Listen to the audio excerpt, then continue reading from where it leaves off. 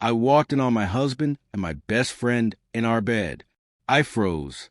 My whole world collapsed in that moment. He didn't even apologize.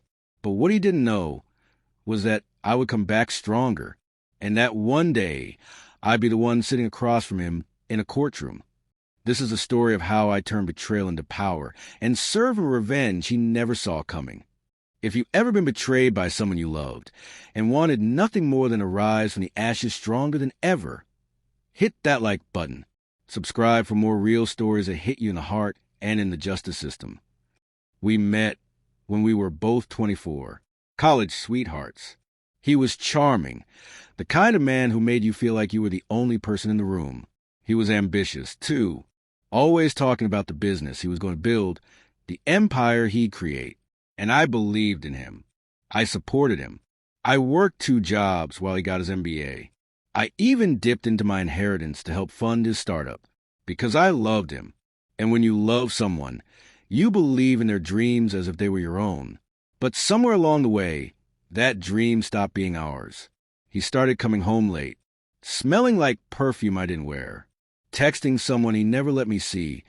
Then came that night. I got off work early. A rare treat. I thought I'd surprise him with dinner and wine, but I was the one surprised.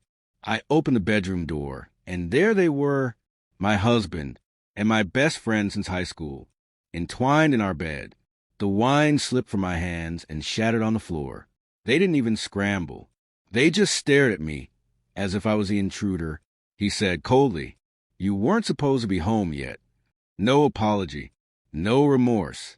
I was humiliated, broken, and the worst part, he moved out the next day, taking control of the business that I helped build, because everything, the house, the company, even the bank accounts, were in his name.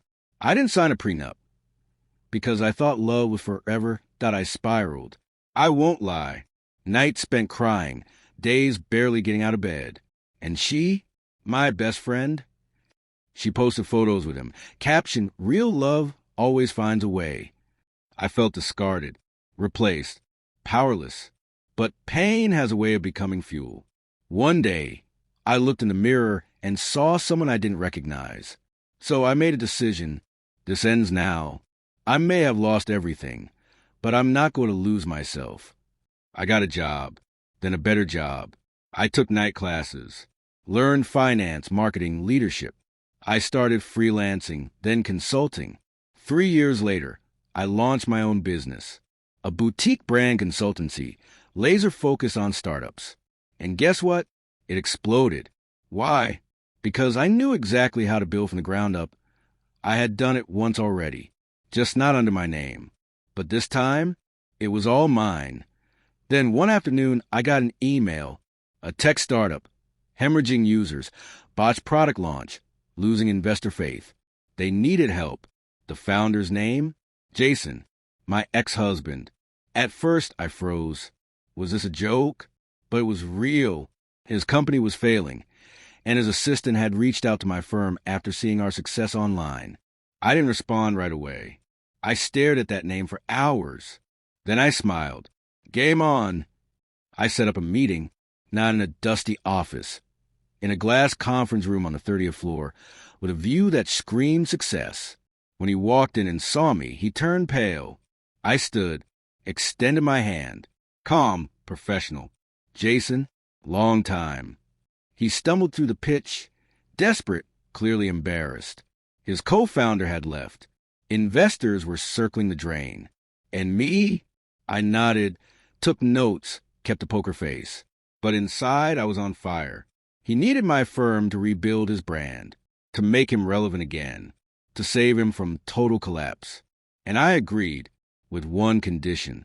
He would sign over temporary creative control of the company for efficiency. Standard clause. He was too desperate to read the fine print. Over the next 4 months, I turned his brand inside out.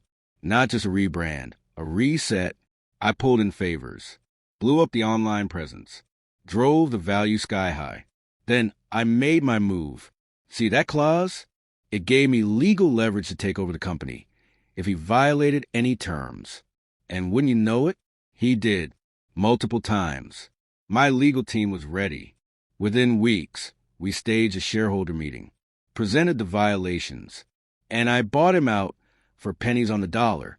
He was removed as CEO from the company I helped fund twice, and the look on his face, it wasn't just shock. It was fear, because he finally understood. He hadn't just underestimated me. He'd built his own executioner. The final meeting was poetic. He sat across from me, the same table where he once dismissed me like a nuisance. Now, he was the one begging for severance. "You can't do this to me," he said. I leaned forward, calm, measured. "You did it to yourself."